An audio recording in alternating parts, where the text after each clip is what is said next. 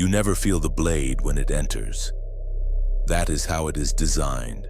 When an enemy shouts in your face or raises a fist, you are prepared. Your body reacts instantly. Adrenaline rises, your senses sharpen, and every instinct inside you prepares for battle. Visible danger activates survival. When the threat is obvious, you know where to aim your defense. But the people who truly dismantle lives rarely arrive like that. They approach quietly. Their tone is calm, their smile reassuring, their presence comforting. By the time you understand what they are, the damage is already inside your walls. The most destructive personalities do not announce hostility. They disguise it with warmth. They whisper instead of scream. They smile while quietly removing pieces of your life until you find yourself awake in the middle of the night wondering when control slipped through your hands. Niccolo Machiavelli warned centuries ago that a man who tries to practice goodness in every situation will eventually be destroyed by those who do not share that intention. That observation remains brutal because it is accurate. If you walk through the world assuming everyone around you carries the same conscience you do, you are not kind. You are vulnerable. Many people move through life projecting their empathy onto everyone they meet. They assume the motivations inside others mirror their own. That assumption becomes blindness. Predators recognize empathy as leverage. Your compassion becomes a handle they can pull whenever they want movement from you. You believe you are navigating a peaceful garden when in reality you are wandering through a jungle with closed eyes. The personalities capable of causing the deepest damage rarely resemble villains. They resemble allies. They sit beside you at work, share meals with you, and sometimes sleep beside you. The danger lies not in their appearance, but in the precision of their masks. Long before modern psychology described it, Machiavelli understood that human interaction functions like theater. The most dangerous individuals learn to perform whatever role gains them access. Modern researchers studying psychopathy describe something similar. They call it the mask of sanity. It is a performance so convincing that it numbs the intuition of everyone around them. Most people fail to recognize warning signs not because the signs are invisible, but because acknowledging them would require confronting uncomfortable truths. You would have to admit you were deceived. Worse, you would have to admit the world is colder than you hoped. So you rationalize. You explain away strange behavior. You reinterpret cruelty as stress. You reinterpret manipulation as misunderstanding. You tell yourself they did not mean what they clearly did. That process protects your optimism, but it also protects the person harming you. These personalities survive through the benefit of the doubt. The moment that doubt disappears, their influence weakens. The first archetype hides behind the strongest shield available, virtue. This individual rarely attacks directly. Instead, they weaponize concern. Their aggression travels through implication rather than accusation. Their words appear compassionate while quietly poisoning perception. They operate through subtlety, and that subtlety allows them to damage you while maintaining innocence. Imagine a professional environment where a promotion is approaching. You have performed well. Your results are clear. Instead of openly challenging you, the covert aggressor approaches leadership privately and frames their sabotage as empathy. They lower their voice and express worry about whether you can handle the pressure. They mention past stress, possible burnout, or personal instability. On the surface, they appear supportive. Beneath the surface, they have planted doubt about your reliability. If the decision eventually moves against you, they remain blameless. They can even comfort you. Their narrative will claim they tried to help. The brilliance of this tactic lies in its invisibility. The damage occurs without fingerprints. This personality thrives through triangulation. They rarely confront you directly. Instead, they speak through imaginary crowds. They claim others have concerns about you. They insist the group is worried. They say they personally have no issue, but they feel obligated to pass along what everyone else is supposedly saying. Through this method, they create isolation. You begin to question your standing with people who may never have criticized you at all. Watch carefully how such individuals deliver negative information. Most people feel uncomfortable when sharing bad news. Their body language shows tension. Their eyes shift. They rush the conversation because they dislike causing pain. The covert aggressor behaves differently. There is often a subtle flicker of satisfaction when they present information that harms you. It is brief and easy to miss, but it appears. Psychologists sometimes describe it as duping delight, a concealed pleasure at successfully manipulating perception. Their goal is rarely complete destruction. Total collapse would remove their influence. Instead, they weaken you carefully. They reduce your confidence just enough that you remain dependent on their reassurance. You become manageable. The second archetype operates through a completely different mechanism. Instead of quiet manipulation, they generate relentless disorder. They treat calm environments as if they were suffocating. Peace offers them no stimulation. They require intensity, conflict, and emotional turbulence to feel alive. This individual is not merely surrounded by chaos. They manufacture it. Every day arrives with a new emergency. Arguments appear suddenly. Relationships explode without explanation. Money disappears. Secrets surface. The atmosphere around them resembles a constant storm. Psychologically, this pattern produces a powerful advantage. Chaos dissolves logic. When events escalate quickly, people stop analyzing and start reacting emotionally. In emotional environments, the loudest voice gains influence. If you are a person who values stability and reason, you become their fuel. They create a confusing event. You attempt to restore order. You ask questions, seek explanations, and offer solutions. While you exhaust yourself trying to rebuild stability, they absorb the energy you are spending. Arguments with them never resolve because resolution is not the objective. The objective is intensity. When you address one issue, they immediately redirect to another. The subject constantly changes. Past grievances reappear suddenly. Irrelevant accusations interrupt the conversation. The discussion becomes circular and exhausting. Psychologists sometimes refer to this pattern as verbal confusion, a chaotic stream of claims, emotions, and half-truths designed to overwhelm critical thinking. Eventually, fatigue replaces clarity. You concede simply to end the noise. At that moment, power transfers. You have demonstrated that sustained chaos can force your surrender. The earliest signs of this personality often appear disguised as passion. They describe themselves as someone who despises drama. Ironically, that statement often signals the opposite. Their history is filled with unstable relationships and explosive conflicts, yet every story positions them as the victim of other people's instability. Pay attention to patterns. When every former partner, co-worker, or friend is described as irrational or abusive, probability suggests the common denominator is standing in front of you. These individuals test boundaries in small ways first. They arrive late without apology. They push minor social limits. They create public discomfort through jokes or impulsive behavior. Each action functions like a measurement. They are discovering how much instability you will tolerate before responding.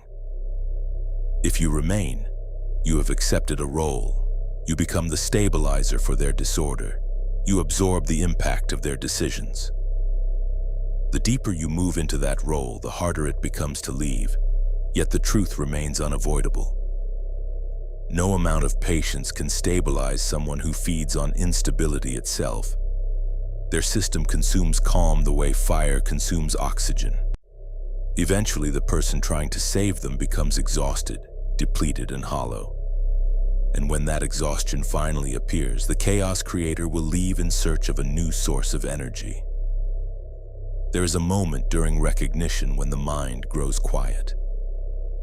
While hearing these patterns described, a face may already have surfaced in your thoughts. A coworker who leaves you uneasy. A partner whose presence feels thrilling and exhausting at the same time. Perhaps even a relative whose help always seems to leave you smaller than before. That sensation in your chest is not paranoia. It is instinct finally breaking through years of social conditioning. From childhood, you were taught that being agreeable is virtue, that patience proves strength, that kindness must remain constant even when it is not returned. These lessons create cooperation in healthy environments, but they also create vulnerability when placed beside individuals who do not share those values. Machiavelli never confused politeness with strength. To him, virtue meant effectiveness, a person capable of surviving the real landscape of human motives. Being endlessly pleasant toward a predator does not civilize them. It simply feeds them. The third personality type emerges from an even colder place than the previous two. The sabotager seeks influence. The chaos creator seeks stimulation. The final archetype seeks control with almost clinical detachment. They do not require admiration or attention in the ways most people understand. Instead, they operate through imitation. This type can be described as the mirror. Their defining trait is the absence of a stable identity. Most individuals possess fixed patterns. You have beliefs, preferences, moral boundaries, and habits shaped by experience. The mirror lacks this internal structure. Instead, they build temporary identities based on the person sitting across from them. When you first encounter them, the connection feels uncanny. You speak about something meaningful in your life, and they respond with perfect alignment. They share the same music, the same frustrations, the same childhood wounds, the same ambitions. The sense of recognition feels almost supernatural. It feels like destiny. In reality, it is observation. During the early stage of interaction, they gather information rapidly. Your expressions, your stories, your insecurities, and your aspirations all become data points. Every reaction you display teaches them how to construct the version of themselves you most want to see. If your past involved neglect, they overwhelm you with attention. If your history involved control, they perform absolute freedom. If you felt underestimated in life, they treat you like someone extraordinary. The experience feels intoxicating because they are providing exactly the emotional medicine your history trained you to crave. But the generosity is not genuine, it is calibration. Once the attachment forms, the supply of validation begins to fluctuate. Messages arrive slower. Praise becomes mixed with subtle criticism. Compliments transform into questions about your competence. The shift is gradual enough that you do not immediately recognize the pattern. Instead, you attempt to restore the earlier connection. You invest more effort. You offer more affection. You try harder to please them so that the original intensity will return. This moment marks the beginning of control. The mirror studies your reactions as you chase the approval they previously supplied without effort. Each adjustment you make confirms their influence. You begin altering yourself to recover something that was never authentic in the first place.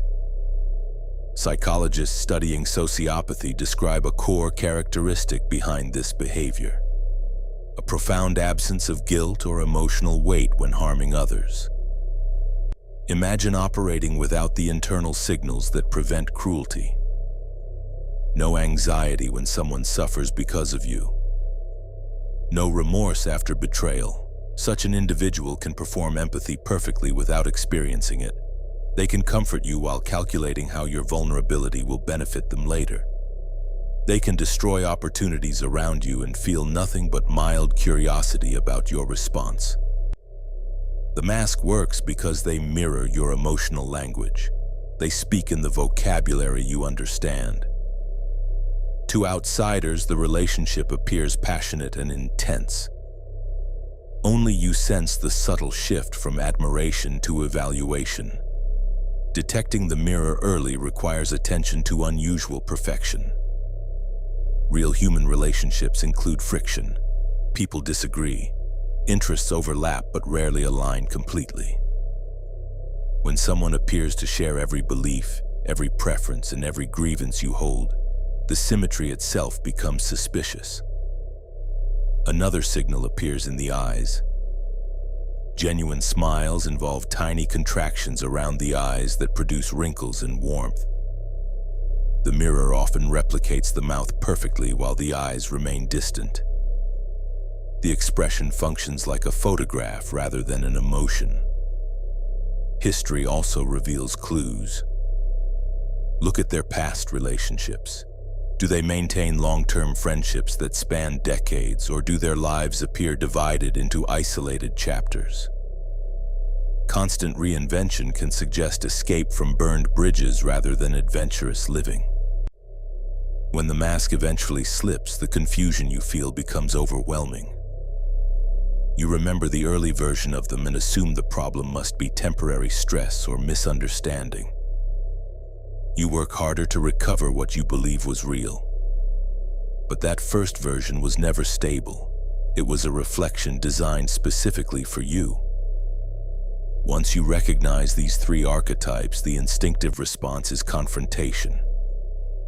You imagine exposing them publicly. You imagine proving your perspective and forcing them to acknowledge the damage they caused. That impulse is understandable but dangerous. Conflict with these personalities rarely produces justice. The sabotager manipulates perception. The chaos creator thrives in argument. The mirror transforms conflict into psychological sport. In each case, confrontation simply moves you deeper into their arena. Winning requires something counterintuitive. You refuse the game entirely. Machiavelli wrote extensively about strategy and conflict, yet even he understood that some battles produce no victory worth the cost. Fighting certain adversaries requires entering terrain that contaminates you as much as them. Instead of dramatic confrontation, the effective response is withdrawal of emotional supply. Psychological communities sometimes call this the gray rock method. Yet the version practiced by survivors often remains incomplete. True implementation requires more than appearing bored. It requires becoming psychologically unrewarding. All three archetypes rely on emotional reaction. Anger, affection, outrage, and devotion function as the same currency to them. Any visible reaction proves they can influence your internal state. Therefore, the response must be neutral to the point of emptiness. When the sabotager delivers a passive insult disguised as concern, do not defend yourself. Do not explain. A brief acknowledgement followed by silence removes the reward they seek. When the chaos creator launches into another dramatic story, offer no emotional engagement. Listen without analysis and return to your own priorities. Your voice remains calm. Your expressions remain minimal. Your responses contain little information. Over time, the predator recognizes that interacting with you produces no psychological nourishment. Predators hunt where energy returns outweigh effort. If engaging you provides no reward, their attention drifts toward easier targets. This process requires discipline because escalation often occurs before disengagement. When they sense the loss of influence, they may intensify their tactics. Insults grow sharper, crises grow louder, manipulation becomes more obvious. The test appears in that escalation. If you maintain emotional neutrality long enough, the pattern reveals itself clearly. Either they abandon the effort or their tactics become so visible that everyone around you finally recognizes them. Your objective is not revenge. Your objective is freedom. Sometimes neutrality and distance are not enough. There are moments when the damage being done reaches deeper layers of your life. Your finances begin to suffer. Your mental stability begins to erode. Your reputation becomes a target. In those situations, distance must evolve into separation. Leaving one of these personalities is not a simple decision. It is the most dangerous phase of the entire interaction. When control begins to slip away from them, they rarely accept it quietly. Psychologists describe this reaction as an extinction burst. When a system loses the influence it once had, it often increases its intensity before collapsing. Think about a child throwing a tantrum that suddenly becomes louder when it stops producing results. The same pattern appears in adults who rely on manipulation. When they realize you are stepping outside their influence, the behavior escalates. Threats may appear suddenly. Emotional pleas arrive with dramatic urgency. They might promise transformation. They might accuse you of betrayal. Some will attempt to damage your reputation before you even speak. Others will present themselves as victims so convincingly that people around you begin to question your character instead of theirs. None of this is accidental. It is a final attempt to reattach the control that once existed. This stage requires clarity more than courage. Machiavelli once wrote that when an injury must be done, it should be decisive enough that retaliation becomes impossible. In psychological terms, this principle means something simple. Partial separation rarely works. Leaving while keeping emotional doors open invites the manipulation to continue. Closure conversations are often illusions. People believe a final discussion will resolve the tension and create understanding. With individuals driven by manipulation, that conversation becomes another opportunity to regain influence. The meeting that was supposed to end the relationship becomes the beginning of another cycle. True separation means removing access. Numbers are blocked. Communication channels disappear. Shared spaces become minimized. The bridge is not left burning slowly. It is removed entirely so that neither side can cross it again. For an empathetic person, this action feels cruel. Guilt rises quickly because empathy naturally imagines the pain of others. But the guilt you feel during separation is often a reflex installed during the relationship itself. Manipulators train people to associate independence with cruelty. They install emotional triggers that activate whenever you consider leaving. Those triggers are not moral truth. They are conditioning. Removing yourself from a destructive connection resembles the medical removal of infected tissue. The procedure looks harsh from the outside, but leaving the infection untouched destroys the entire organism. Survival sometimes requires decisions that feel colder than your personality naturally prefers. The deeper question behind these relationships rarely concerns them alone. It concerns you as well. Why were you vulnerable to these personalities in the first place? Many people answer that question by claiming they were simply too kind. That explanation feels comforting, but it avoids something more complicated. Manipulators succeed because they locate existing cracks inside the people they target. The mirror can only reflect what stands in front of it. If someone entered your life presenting themselves as a rescuer, it may be because a part of you hoped to be rescued. If chaos fascinated you at first, perhaps a part of your life felt too quiet or unfulfilled. These individuals act like psychological sensors searching for those openings. In a strange way, they function as teachers. Not benevolent teachers, but accurate ones. They expose the weaknesses you did not realize existed. They reveal where your boundaries collapse under pressure. They show you how easily empathy can become self-destruction when it operates without structure. Surviving them changes something fundamental. You begin to understand that trust cannot be given automatically. It must be earned gradually through consistency. Words lose value. Patterns become the true measure of character. You also learn that empathy requires borders. Compassion without limits turns into surrender. A person can care about others deeply while still refusing to sacrifice their own stability for someone unwilling to respect it. The world is not a place of pure innocence or pure cruelty. It is a landscape where different motives collide constantly. Most people you encounter are ordinary and cooperative.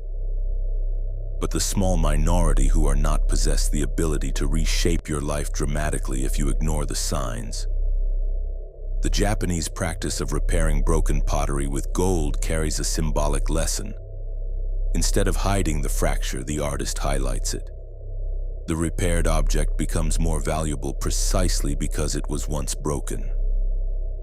The crack remains visible, but it is filled with something stronger than before. Your experience with manipulation can serve the same purpose. The break does not vanish. It becomes part of the structure that strengthens your awareness.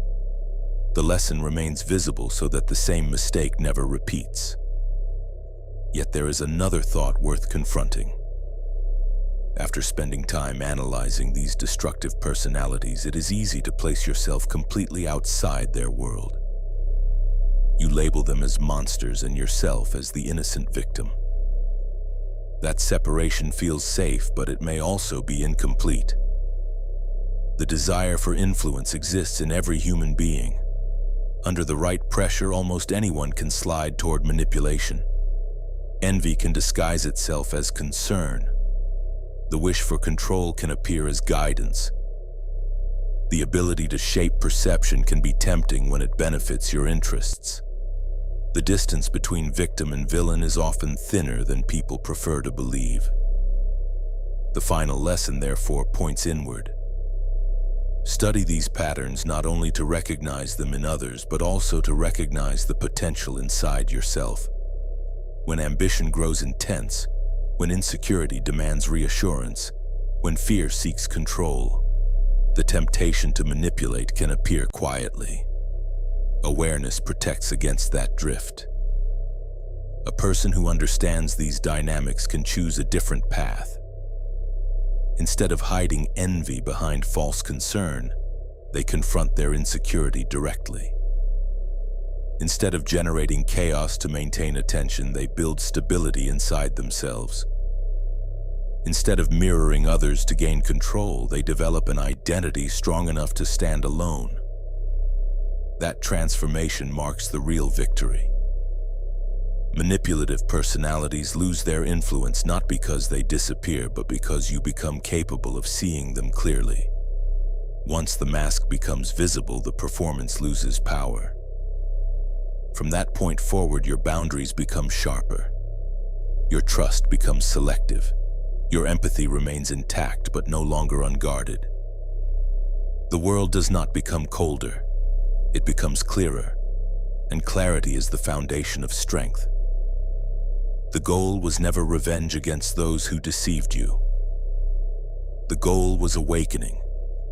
When you recognize how these personalities operate, you reclaim authorship over your own life. The same awareness that protects you from them also protects you from becoming them. You move through the world differently, not naive, not cynical, but deliberate. People earn their place in your circle through consistent action rather than charming appearances. The jungle remains a jungle, predators still exist, but you are no longer walking through it with your eyes closed. You are awake.